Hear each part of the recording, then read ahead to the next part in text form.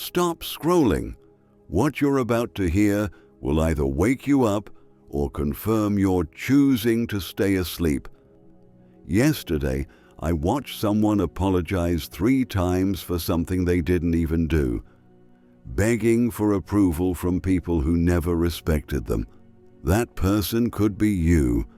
It used to be me. And if nothing changes, it will still be you 10 years from today. You think you're stuck because of bad luck, because you weren't chosen, because someone else is in your way. But the truth is simpler and harsher. The enemy isn't out there. It's the programming in your head, beliefs you never questioned, limits you accepted without a fight. That quiet voice that says, stay safe, stay small, wait your turn. Just hope someone notices your potential. 500 years ago, a man named Niccolò Machiavelli decoded the hidden rules that separate those who get dominated from those who dominate their circumstances. He watched empires rise and fall. He saw good men get crushed and ruthless strategists conquer everything.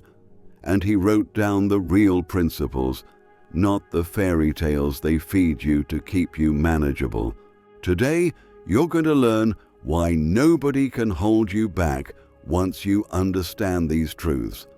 Why nobody can break you once you build the right foundation.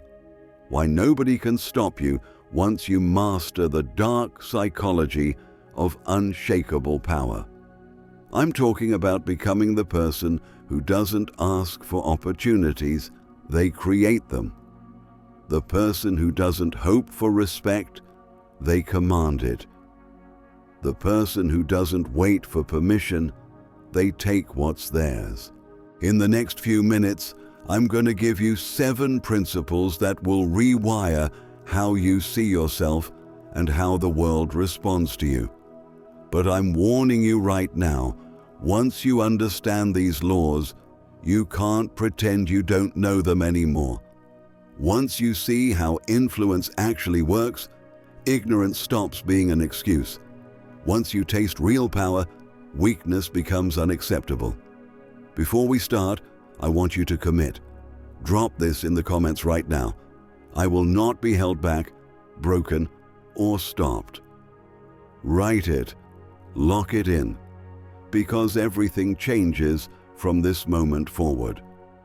Number 1, mental sovereignty destroys external control. Right now, your mind is a battlefield, and you're losing because you didn't even know there was a war happening. Every day, people are trying to control how you think, what you believe, and what you consider possible. Your family installed certain programs. Society reinforced them. Your experiences confirmed them. And now you're walking around with someone else's operating system running your life. Mental sovereignty means you take back control of your own thoughts. You stop letting other people's opinions become your internal voice. You stop accepting limitations just because someone said that's how things are. You stop giving your mental real estate to people who don't even pay rent. Most people are mentally colonized. They think thoughts that were planted by others. They believe limitations that were programmed into them.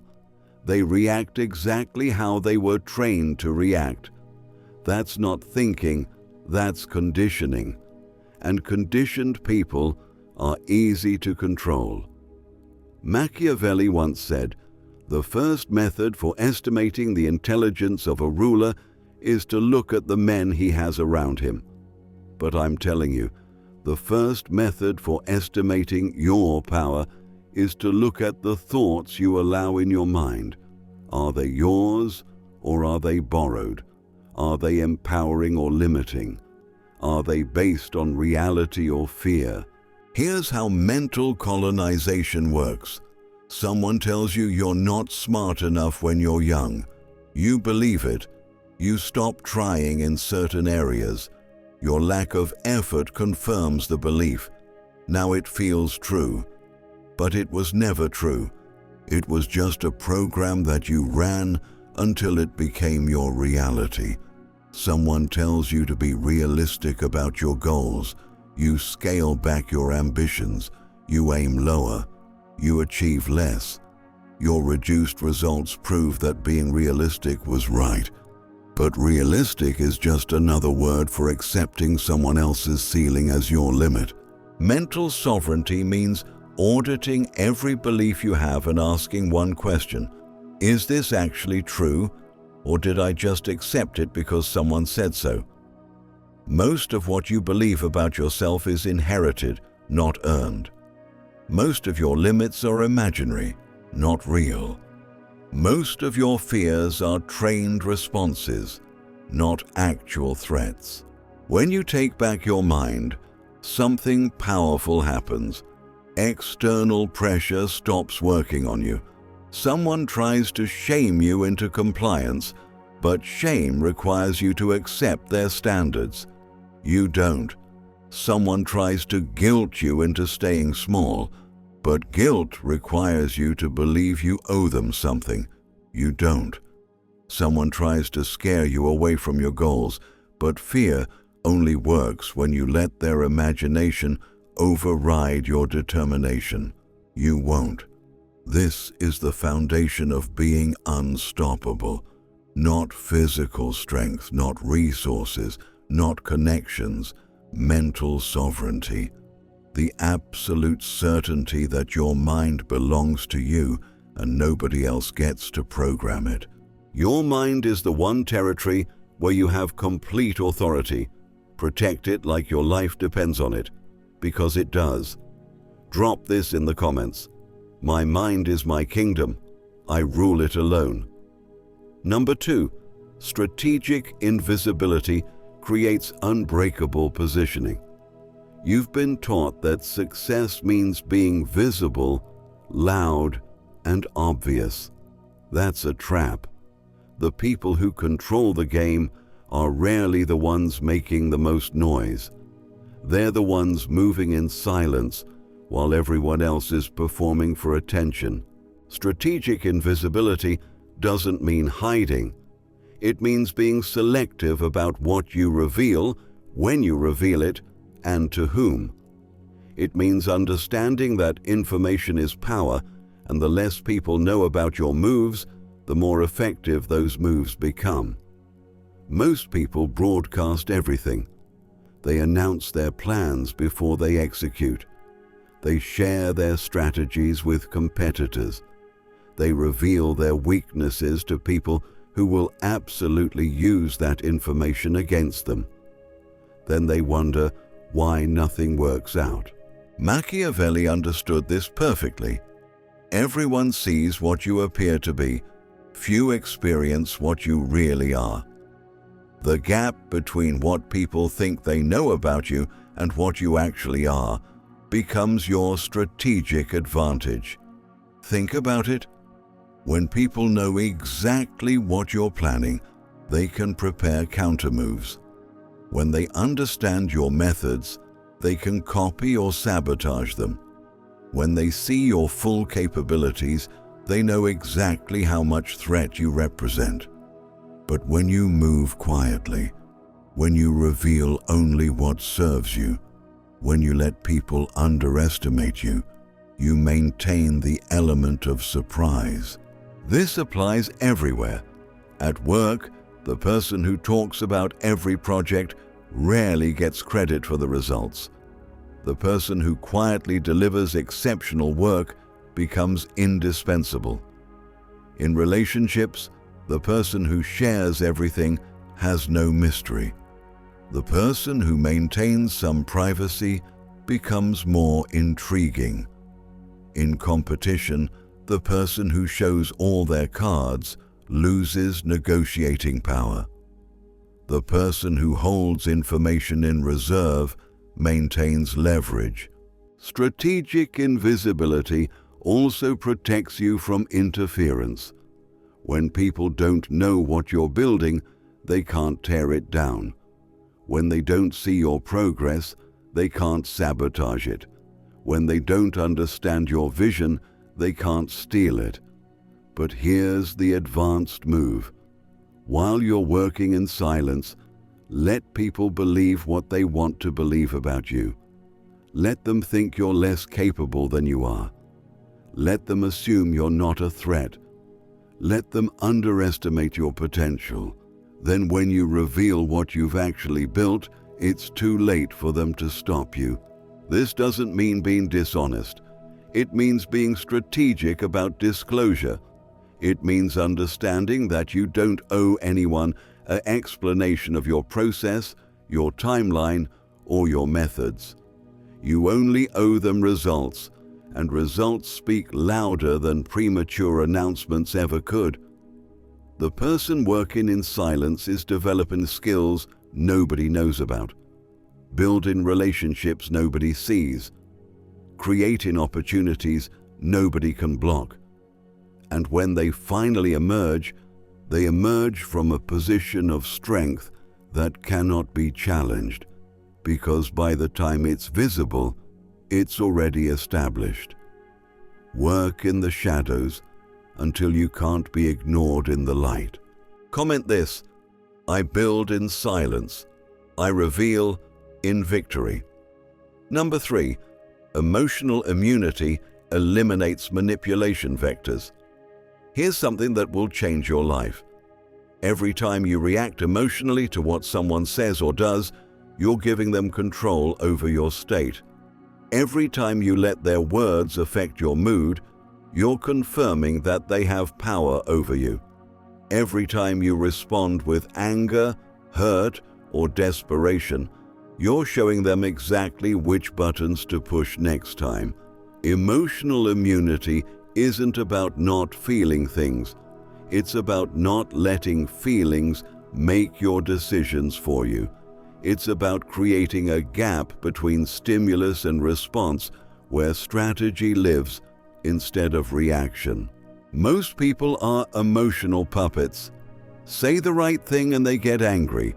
Do the right thing and they get hurt. Imply the right thing and they get desperate. Once you know someone's emotional triggers, you can control them completely without them even realizing it's happening. But when you develop emotional immunity, manipulation stops working. Someone tries to make you angry to throw you off balance. You notice the attempt, stay calm, and respond strategically. Someone tries to guilt you into compliance. You recognize the tactic and refuse to participate.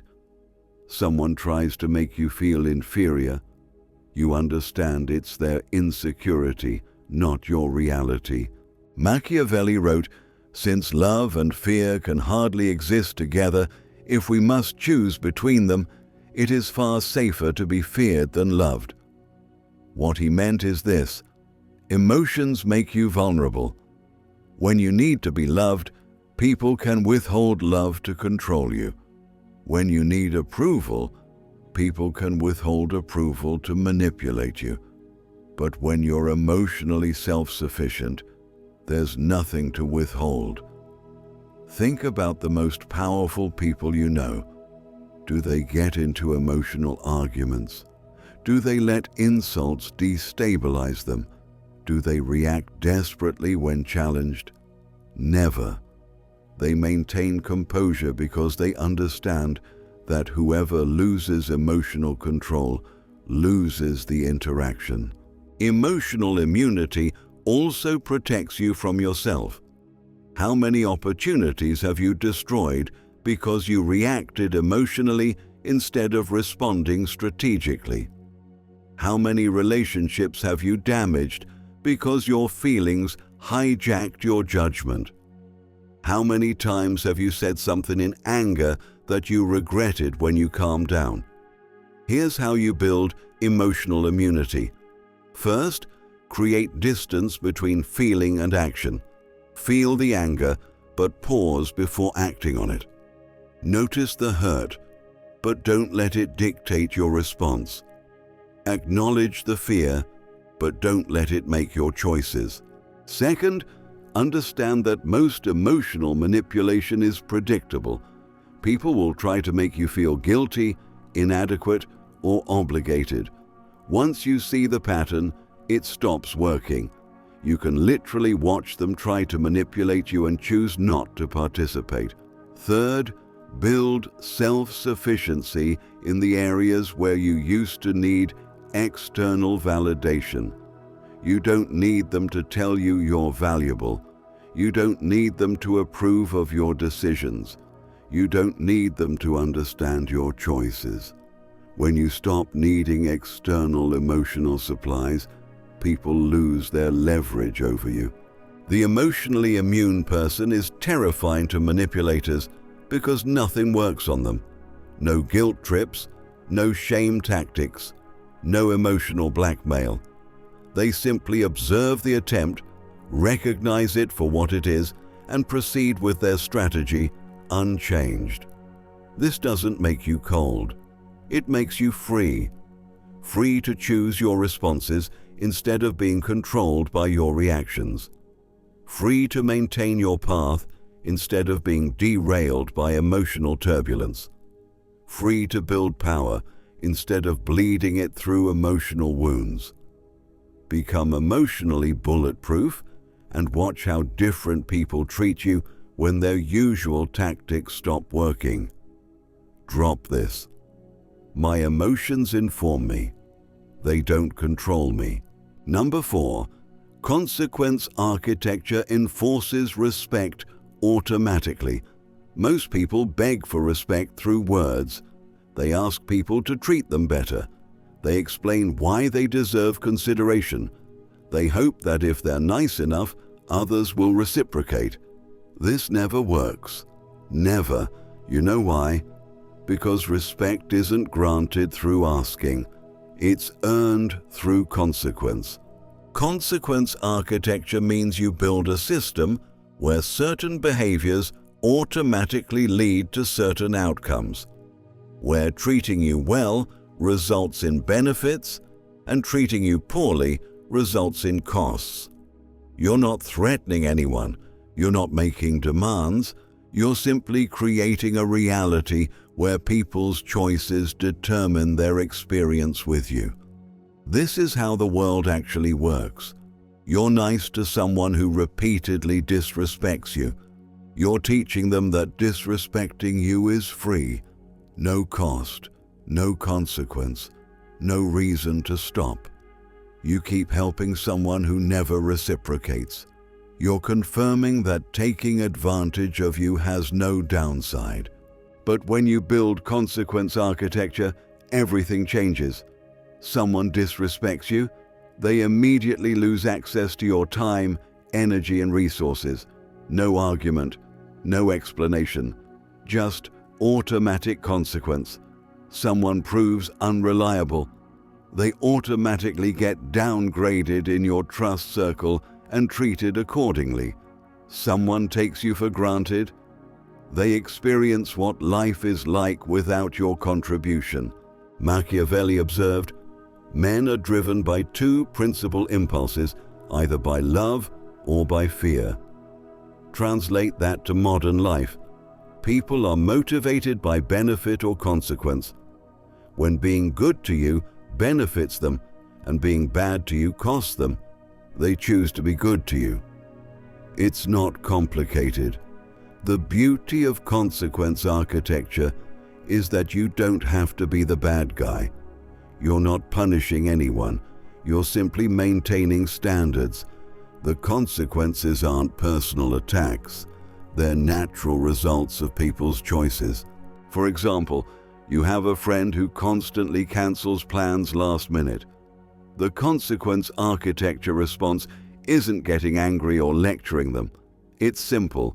You stop inviting them to things that require commitment. They chose unreliability. They get treated as unreliable. Consequence delivered. Someone at work tries to take credit for your ideas. The consequence isn't confrontation. It's that you stop sharing preliminary thoughts with them and only present finished work to leadership directly. They chose to be untrustworthy. They lose access to your creative process. Consequence delivered. A family member constantly criticizes your life choices. The consequence isn't defending yourself.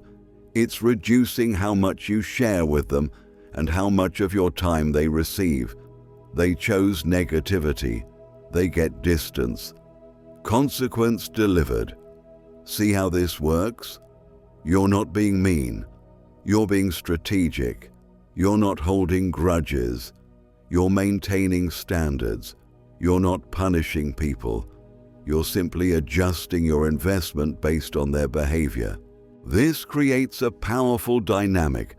People who treat you well get more access, more trust, more of your value. People who treat you poorly get less of everything automatically. They don't need a lecture about respect.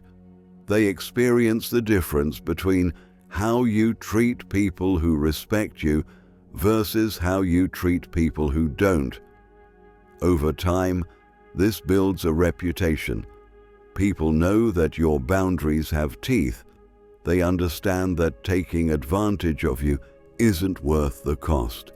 They realize that your respect must be earned and maintained, not assumed. The consequence architecture also protects your peace. You're not spending energy managing people's behavior through emotional appeals. The system does it automatically. Behave well, get access. Behave poorly, lose access. Simple, clean, effective. Most people are afraid to implement consequence architecture because they think it makes them mean or unforgiving. But actually it makes you fair and consistent. Everyone gets treated exactly according to how they choose to treat you. That's not cruelty, that's justice. Build consequences into your relationships and watch respect appear without you ever having to ask for it. Comment, "My boundaries have consequences. Respect them or experience them." Number 5, resource consolidation creates unshakable leverage. You're probably spreading yourself too thin right now, saying yes to too many people, helping with too many projects, available for too many causes. This feels generous, but it's actually making you weak.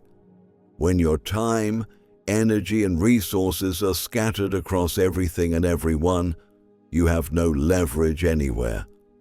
Resource consolidation means pulling back your investments from what doesn't serve you and concentrating them where they create maximum impact. It means being ruthlessly selective about where your finite resources go. Think about it like this. A flashlight spreads light everywhere, but illuminates nothing clearly. A laser focuses light on one point and can cut through steel. Same energy, different application. Your scattered energy makes you visible but ineffective. Your focused energy makes you powerful. Most people are flashlights. They're trying to be everything to everyone, available to every request, helpful in every situation, present at every event. And because their energy is so diffused, they never build real power in any domain. They're busy but not effective, active but not influential, generous but not respected. Machiavelli taught, "A prince ought to have no other aim or thought than war and its rules and discipline." He understood that power comes from focused commitment, not scattered effort. Applied to your life, identify your core objectives and direct all resources toward them. Everything else is distraction. Resource consolidation works in 3 areas. First, your time.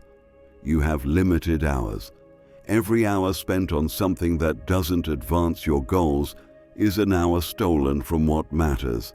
Start saying no to everything that doesn't directly contribute to your objectives. No exceptions. People will call you selfish. Let them. They're used to unlimited access to your time. When you restrict that access, they'll complain. Ignore the complaints. Your time is your life, and you're not required to spend it making others comfortable. Second, your energy. Emotional energy is finite. Every drama you engage with drains you. Every toxic person you tolerate depletes you. Every pointless argument you participate in weakens you. Cut these energy drains completely. Remove toxic people. Exit useless debates. Eliminate drama sources. Third, your resources. Money, skills, connections, whatever assets you have. Stop distributing them equally to everyone. Invest them strategically where they generate returns. Help people who reciprocate. Support causes that align with your values. Build relationships with those who add value to your life. When you consolidate resources, 3 things happen. First, you become significantly more effective in your chosen domains. Focused energy produces exponential results compared to scattered effort. Second, you become more valuable to the people who still have access to you. When you're not available to everyone, your availability becomes premium. When you don't help everyone, your help becomes significant. Third, you build leverage. Leverage is the difference between working hard and working smart. When your resources are concentrated, you can make moves that scattered people cannot make. You can commit fully where others can only participate partially. You can invest deeply where others can only contribute superficially. People with scattered resources have no leverage. They're available but not valuable, present but not powerful, busy but not influential. People with consolidated resources have massive leverage. Their yes means something. Their participation changes outcomes. Their investment moves needles. This also protects you from depletion. When you're giving pieces of yourself to everyone, you eventually have nothing left. Burnout isn't from working hard on what matters. Burnout is from working hard on too many things that don't matter. Resource consolidation isn't selfish, it's strategic. It's not mean, it's wise. It's not about having less, it's about having more impact with what you have. Pull back, focus in, consolidate power. Comment this: I invest my resources strategically, not randomly. Number 6, strategic patience outlasts reactive aggression. Everyone wants results yesterday. They want instant success, immediate respect, overnight transformation. This impatience makes them weak. It makes them reactive instead of strategic. It makes them play short-term games that sacrifice long-term power. Strategic patience isn't passive waiting. It's active positioning while others exhaust themselves chasing immediate gratification. It's understanding that real power is built in years, not days. It's knowing when to move and when to let time do the work for you. Strategic patience gives you advantages that reactive people will never have. First, you see patterns they miss because you're observing while they're reacting. Second, you make better decisions because you're thinking while they're feeling. Third, you conserve energy while they exhaust themselves in pointless battles. Think about the people who've tried to bring you down. Where are they now? Most of them destroyed themselves while you were patiently building. Their reactive aggression burned them out. Their need for immediate results led to shortcuts that backfired. Their impatience caused mistakes that you avoided by waiting for clarity. This doesn't mean being passive when action is needed. It means distinguishing between situations that require immediate response, and situations where patience is the stronger move. Someone disrespects you in public. The reactive move is immediate confrontation. The strategic patient move might be noting it, maintaining composure, and addressing it later in a way that's more effective and less dramatic. You get better results without giving them the emotional reaction they wanted. Someone takes advantage of your generosity. The reactive move is cutting them off angrily. The strategic patient move is quietly adjusting your investment in them and watching if they notice the change. If they don't, you've learned their true nature. If they do, you've created an opportunity for them to correct course. Strategic patience also means playing longer games than your competition. While they're optimizing for this quarter, you're building for this decade. While they're chasing trends, you're developing timeless skills. While they're seeking approval today, you're building respect that will last years. The patient strategist wins because they're still standing when the reactive people have burned out. They're still growing when others have plateaued. They're still building when others have quit. But strategic patience requires emotional discipline. You have to tolerate appearing slow to people who only value speed. You have to endure looking weak to people who only recognize immediate aggression. You have to accept that your wins will come later and be bigger rather than smaller and sooner. Time is your ally when you know how to use it. Let impatient people exhaust themselves. Let reactive people make mistakes you avoid. Let desperate people accept bad deals you refuse. Your patience isn't weakness, it's weaponized timing. Drop this. I move with timing, not desperation. Patience is my power. Number 7. Identity evolution makes you unreachable. Here's the final truth. The version of you that got to where you are now cannot take you where you want to go next. You need to evolve. Not improve, evolve. Different thinking, different standards, different behaviors, different identity. Most people try to level up by doing more of what they already do. Work harder at the same job. Be nicer to the same people. Try harder with the same strategies. This doesn't work because you can't solve problems at the same level of thinking that created them. Machiavelli understood this. Whoever desires to found a state and give it laws must start with assuming that all men are bad. He wasn't being cynical. He was saying you must abandon naive assumptions about human nature to build real power. That requires identity evolution from idealist to realist. Identity evolution happens in stages. First, you recognize that your current identity is limiting you. The nice guy identity prevents you from setting boundaries. The humble identity prevents you from claiming your value.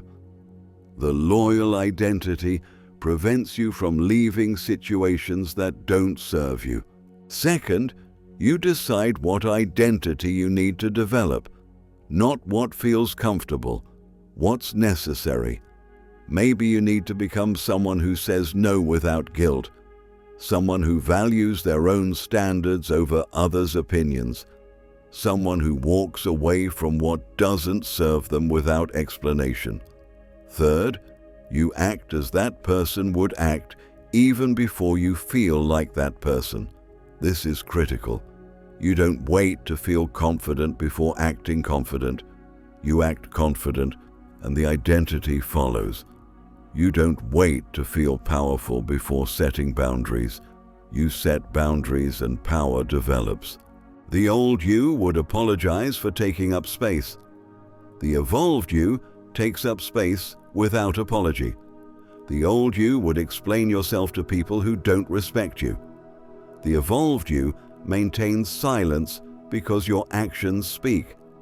The old you would tolerate disrespect to maintain peace. The evolved you creates distance the moment disrespect appears. This evolution makes you unreachable to people who knew the old you. They'll try to remind you of who you used to be. They'll try to pull you back to familiar patterns. They'll be uncomfortable with your growth because it highlights their stagnation. Let them be uncomfortable. You're not evolving for their comfort. You're evolving because staying the same is no longer acceptable. You're transforming because the old identity cannot deliver the life you want. Some people from your old life won't make it to your new life. That's not tragic. That's necessary. You can't drag people through evolution they don't choose for themselves. You can only evolve yourself and allow them to decide if they want to know this version of you. Identity evolution is the ultimate form of being unstoppable because you're literally becoming someone who cannot be held back by old limitations, cannot be broken by old vulnerabilities, and cannot be stopped by old fears. You've transcended the person who had those weaknesses. When you evolve your identity, the problems that used to stop you don't even register anymore. The people who used to control you lose their power. The situations that used to break you become irrelevant. You've literally grown beyond them. This is the final piece. Mental sovereignty, strategic invisibility, emotional immunity, consequence architecture, resource consolidation, strategic patience, and identity evolution. Together, these 7 principles make you unstoppable. Not because nothing bad happens, but because nothing that happens can stop your forward momentum.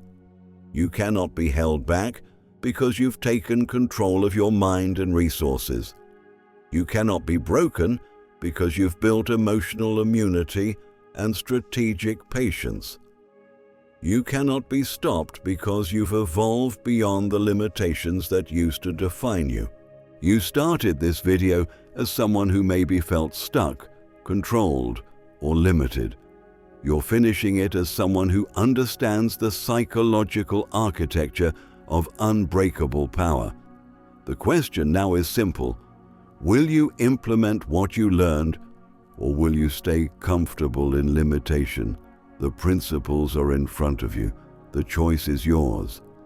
But understand this, everyone who holds you back needs your permission. Everyone who breaks you needs your participation. Everyone who stops you needs your agreement. When you withdraw those permissions, they lose their power completely. You're not asking anyone to let you rise. You're not hoping anyone will stop blocking you. You're not waiting for circumstances to improve. You're taking absolute control of the only things you actually control: your mind, your choices, your standards, your evolution. That's the Machiavellian truth they don't teach you. Power isn't given. It's taken by those wise enough to understand its principles and strong enough to implement them. Now, drop this final declaration in the comments. Nobody holds me back. Nobody breaks me. Nobody stops me. I am unstoppable. The old you is finished. The evolved you begins now. Stop asking permission. Stop explaining yourself. Stop waiting for approval. Take your power and never give it back. This is your transformation. This is your evolution. This is your time. Everything changes from this moment forward.